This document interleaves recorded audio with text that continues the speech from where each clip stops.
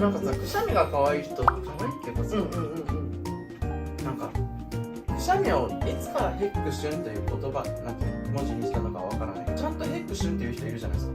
いる。みたいな。うまっ。